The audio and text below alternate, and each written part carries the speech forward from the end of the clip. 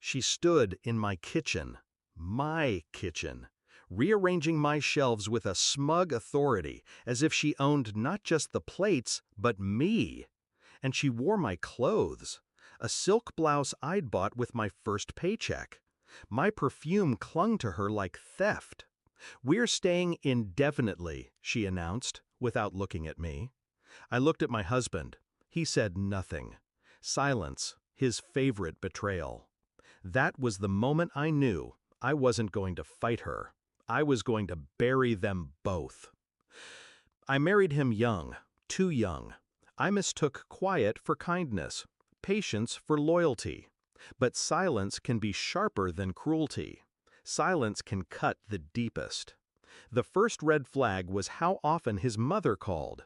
Every decision, our apartment, our furniture, even our wedding, filtered through her. When I resisted, he folded. Every time. "It's easier this way," he'd murmur. I thought marriage was about building a life together. He thought it was about handing me over. 5 days. That's how long she stayed before I snapped. 5 days of her parading through my house like a queen. 5 days of her pawing through my closets, sleeping in my bed when she pleased, critiquing my cooking in the very kitchen I'd designed down to the tiles. 5 days of his silence, his refusal to defend me. I didn't argue. I didn't scream. I smiled, nodded, played the obedient hostess.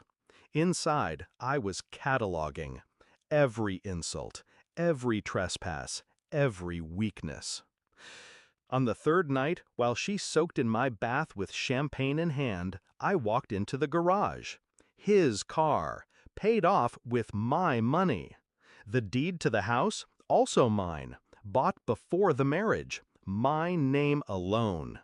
Every bill, every payment traced back to me. He had contributed nothing. They thought they were suffocating me in my own home. They forgot whose name was on the deed. On the 5th morning, I woke up before dawn. I stood in the kitchen she had rearranged, looking at the new placements. Glasses where the plates should be, spices hidden behind canned goods. A mess of someone else's order imposed on mine. And I laughed. That laugh was freedom, because in that moment I stopped being their victim. I became their executioner. It was simple. First, I packed a single bag, essentials only, passport, documents, cash I had saved over years of being underestimated. Second, I called my lawyer, quietly, efficiently. I wanted separation papers filed by the end of the week. No warning, no discussion. Then I called the bank, froze every joint account, transferred my private funds to an untouchable trust. By noon, I had vanished. I didn't leave a note. I didn't say goodbye. Instead, I arranged something better. That evening, a courier arrived at the doorstep, a large envelope in hand. Inside, eviction papers, legal notice, proof of ownership. My husband and his mother stood there stunned. As the courier explained, they had 72 hours to vacate. The neighbors saw it. They always do. And gossip travels faster than any official notice. By midnight, half the street knew. The king and queen of my household had been dethroned. He called, of course. At first, the voice of a child caught misbehaving. "Why didn't you tell me? We could have worked this out." Then, the rage of a man stripped bare. "You can't do this to me. This is my home."